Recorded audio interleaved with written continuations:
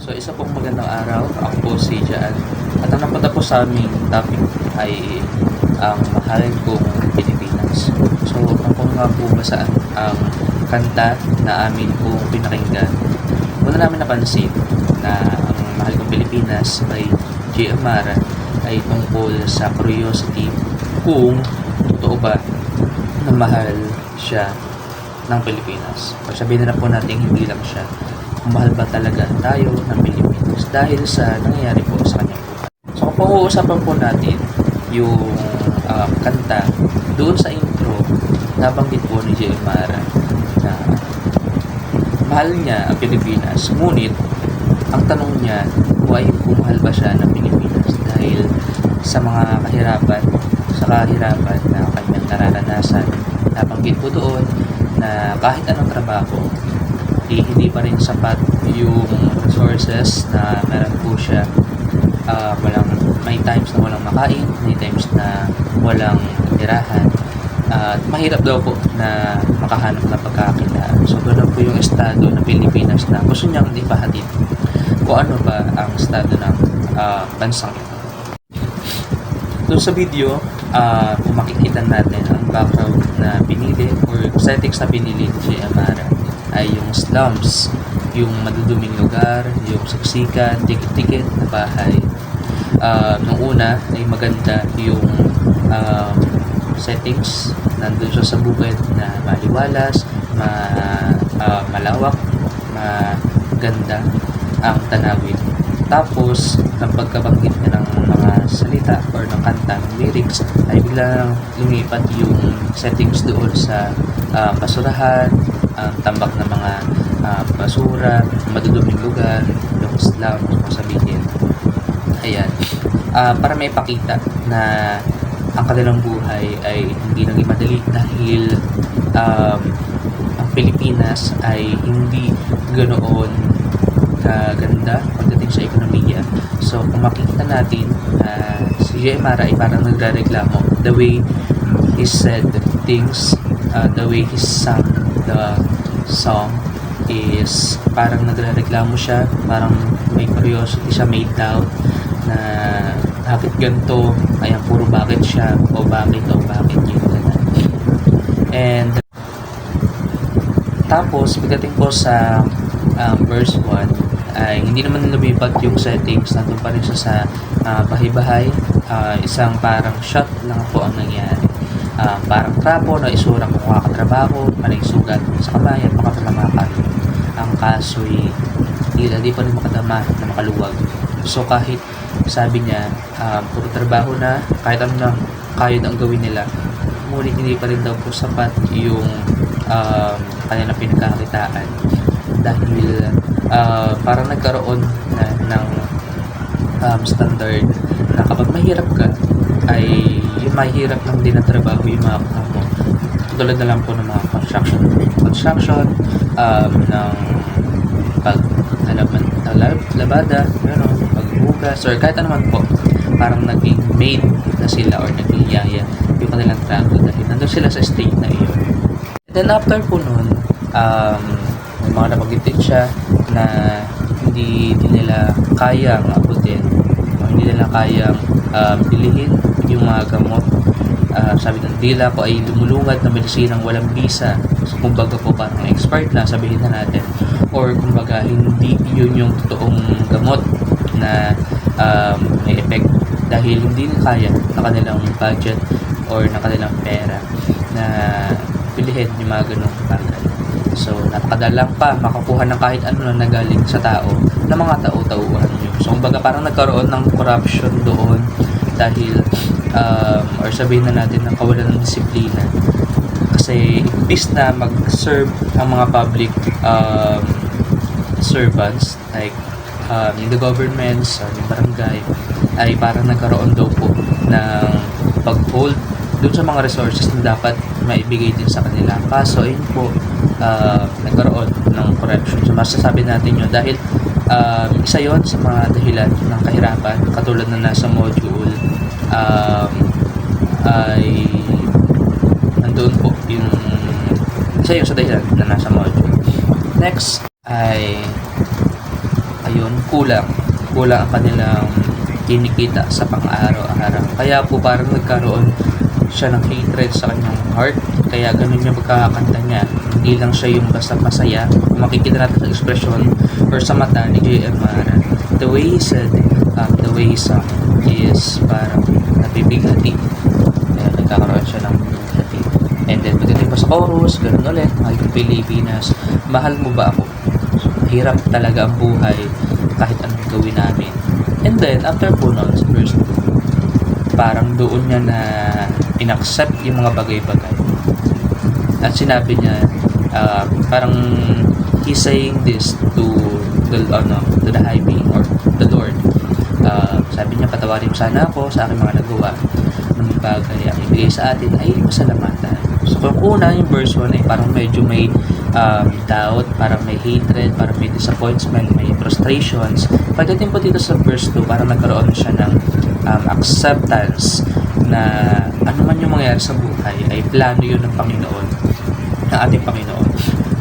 Parang tanggapin na lang natin, pasalamat, maging grateful dahil wala tayong karapatan na magreklamo kasi minsan kasalanan din natin yung katulad nung sinabi ni J. Pilapil sa kanyang akda na kasalanan ba talaga ng gobyerno o ng iba or kasalanan din natin. Tapos nabagit niya doon na parehas po na ang part ng gobyerno ay yung corruption na ginagawa nila at ang part natin is yung may times na nagiging tamad tayo, hindi tayo kumikilos, kawalan na disiplina katulad din yung nasa module.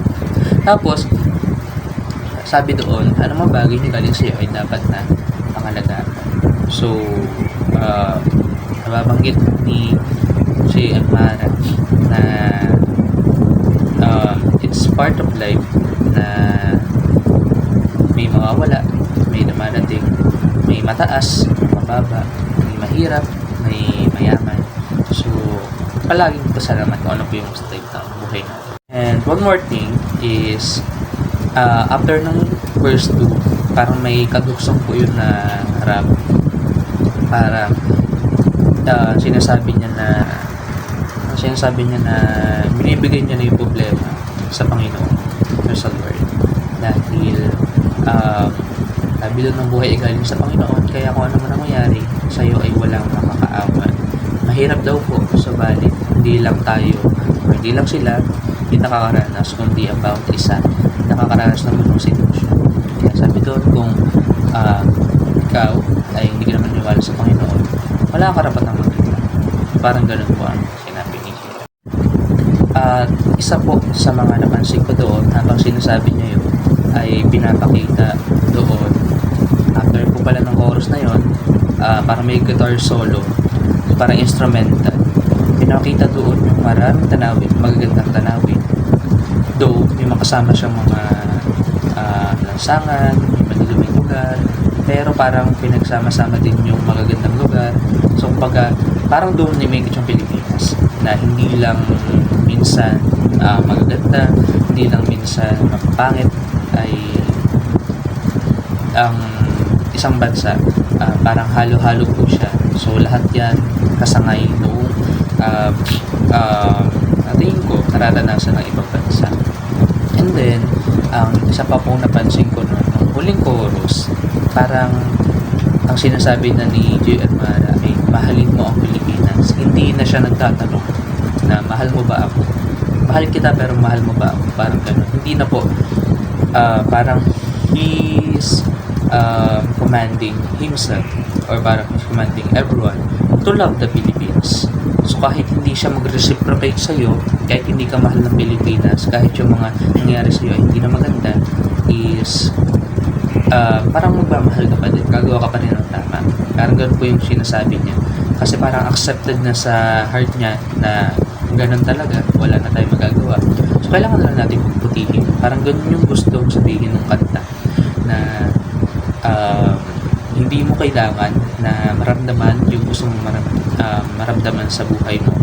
Kailangan mo lang gawin yung dapat na gawin para balang araw ay babalik din po sa iyo. So hindi mo iintayin yung opportunity o sabihin natin hindi mo aantayin yung ganung pakiramdam para gawin mo. dapat ikaw po yung unay gumawa. Kaya sabi doon, mahalin mo ang Pilipinas kahit pa mabutas. Kahit anong mangyari sa'yo, huwag kang hihinto. At isa rin po sa mga napansin ko is yung ang dami niyang nasabi na sa lyrics na mahalin, mahalin, mahalin. Kumbaga, sa isang, ano nga po, diba, sa isang text, kapag paulit-ulit na sinasabi yun, parang gusto nang doon ipagdiinan, bigyan pansin, parang doon magpo-focus. And dito sa kanta to, ang dami ditong mahalin mo ang Pilipinas, mahal mo ba ako, mahal, mahal, mahal, ganun, ganun. So sa tingin ko, ang kantang ito ay parang gusto tayo na hingugin or gusto tayong i-push na mahalin natin ang Pilipinas kahit ano man ang nangyayari sa ating buhay. So sa tingin ko ay lamang po, at kung ibabase natin siya dun sa text na sa module, na galing sa module, ay ang dami pong naka-associate, hindi associate, ang dami pong parang connection dun sa hingil sa kahirapan ng mga dahilan, kakulangan sa edukasyon, yung natin feudalismo, imperialismo, kolonyal, tapos yung kawalan ng disiplina. So marami po na connected doon sa topic na ibinigay doon po sa module. At isa na doon yung isang panitikan na from nakalimutan ko, from J. Philippine ng kahirapan. So ayun naman po. Maraming salamat. So magandang gabi po. My name is, ang pangalan ko po ay Gian Briggs A. Makalangay from BSIT 2C po. So, ang napunta po sa aming topic is yung mahal kong Pilipinas. So, yun nga, ang napunta po sa amin is, or sa akin ay yung mahal kong Pilipinas. Base po sa pagkakaintindi ko, pag-intindi ko sa mahal kong Pilipinas, may pinapahiwatig po si J. Mara dito. May pinapahiwatig po yung kanta na ito na about sa kahirapan at corruption, dahil kung pakikinggan nyo siya ng maigi sa verse 1 po, ito po yung verse 1. Ito yung verse 1. Parang trapo na itsura ko kakatrabaho, panay sugat sa kamay at makapal na mga kalyo. Ang kaso'y tila di pa din makadama ng makaluwag. Dito po sinasabi na parang kahit anong efforts or kahit gaano mo ibigay yung effort mo, is parang kulong ka pa din dun sa cycle na ito lang yung kikitain mo. Ito, kahit magbibigay ka ng 100% mong effort, pero yung kikitain mo is parang hindi sapat yung kikitain mo sa binigay mo na effort. Tapos sa next line naman po, dila ko ay lumalangad ng medisinang walang bisa, napakadalang pa makakuha ng kahit ano na galing sa tao ng mga tauhan nyo. Dito naman sa line na to is parang pinapahiwatig naman nito yung pagiging korupsyon ng mga tao sa Pilipinas, dahil sinabi din dito na napakadalang makakuha ng kahit anong galing sa tao, which is siguro yung gobyerno, gano'n, tao ng mga tauhan nyo, yun, diba? Sabi, tauhan nyo. Dun pa lang sa tauhan nyo is parang may pinaparating na siya na about sa gobyerno talaga, na parang hindi man lang sila makadama ng libreng medisina na ganyan. Ayan. At sa next line naman po is sabi naman po dito, ang dami namin dito, araw-araw na iniisip kung papaano, pero parang imposible ang lahat ng plano.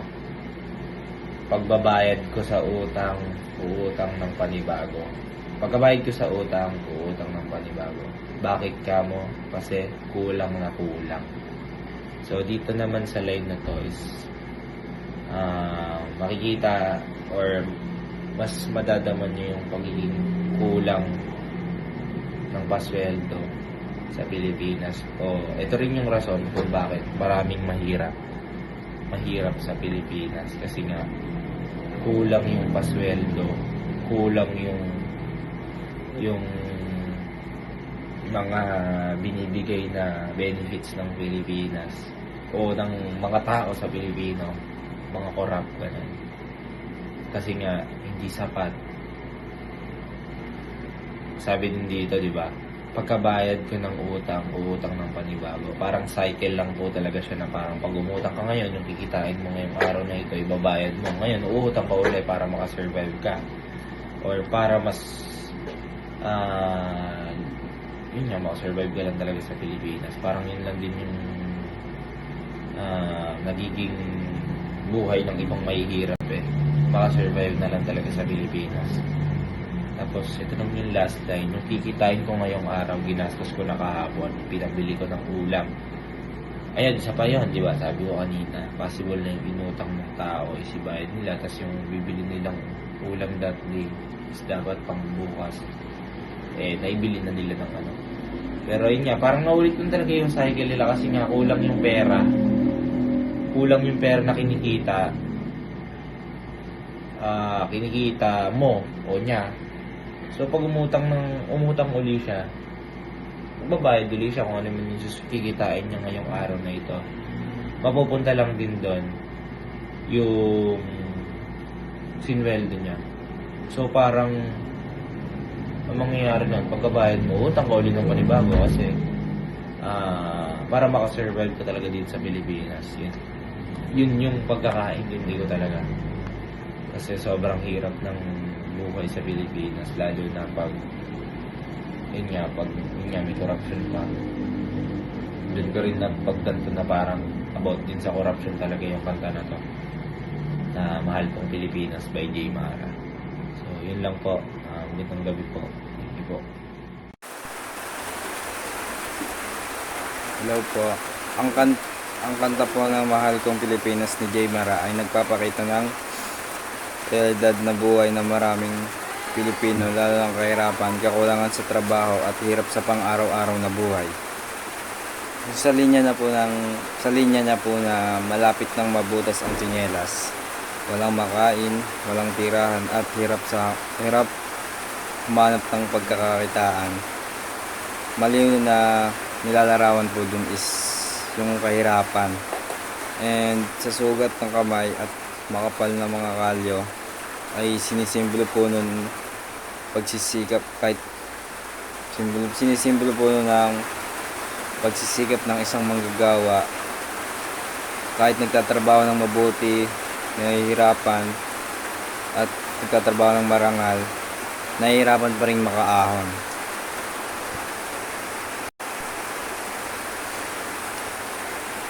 Next, sa may line niya po ng pagkabayad ko sa utang ay uutang ng panibago.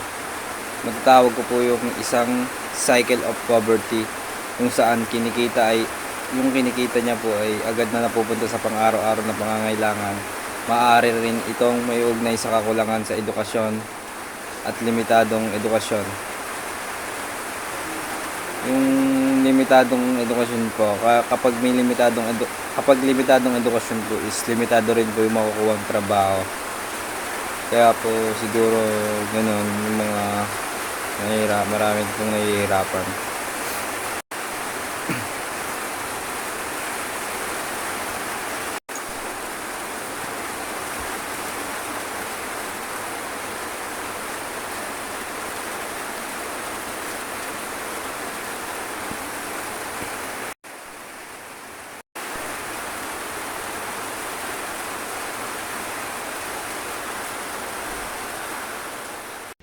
Magandang hapon po sa inyo, sir. Ngayon ipapaliwanag ko po ang aming kanta na binigay niya sa aming grupo, na ang title po ay Mahal Kong Pilipinas, na kanta ni Jay Mara.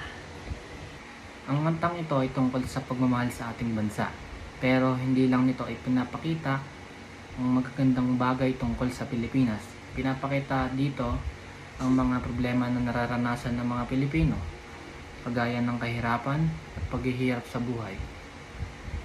Makikita rin natin sa kanta ang sitwasyon ng mga taong nagtatrabaho ng mabuti, pero hindi pa rin sapat ang kanilang mga kinikita.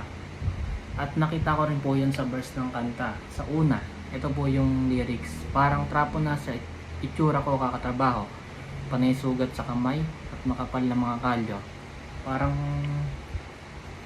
pinapahiwatig po dun na kahit anong gawin po nilang sipag, ay wala pa rin po silang parang natatanggap na balik na pera, mga ganun po. Parang kahit sipag at sipagan pa rin po, parang wala pa rin po silang natatanggap na pera.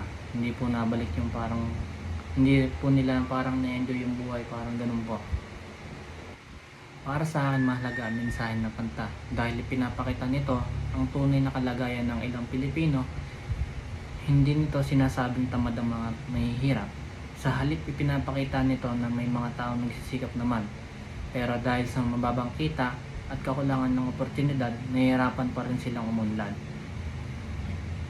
At kung ikukumpara ko naman po ito doon sa nakaraang lesson natin, masasabi ko po na madadamay po dito ang kakulangan sa edukasyon. Dahil siguro nga po, dahil po sa kakulangan sa edukasyon, kaya po sila parang nahihirapan po, sir, ganun. Kasi siguro po sa murang edad pa lang po, nagtatrabaho na sila. Kasi yung mga siguro po, yung mga magulang po nila, nakukulangan po sa edukasyon. Kaya po parang sa murang edad pa lang po, tumidiskarte na po sila. Parang ganyan nga, parang ganun po, sir.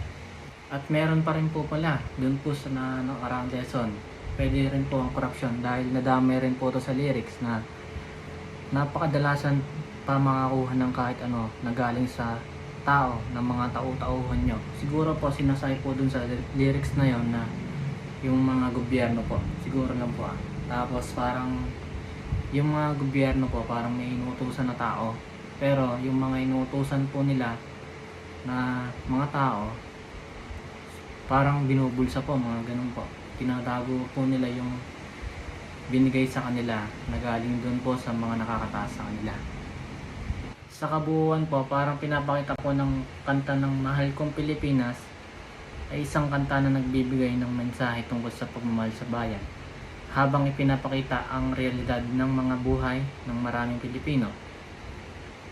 Pinapaalala rin niya itong kantang to na kahit gaano pa kahirap ang buhay, ay lumaban pa rin tayo at magtiwala lang sa taas. At yun lamang po, marami pong salamat. Based po doon sa kanta ni Jay Mara na Mahal Kong Pilipinas, mapapansin niyo po doon sa background ano niya po, na nasa squatter area po siya.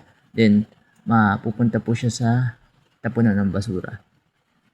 And napansin ko din po dun sa kanta ni Jay Mara na maraming kabataan po ang walang kakayahang makapasok sa eskwelahan dahil sa kahirapan.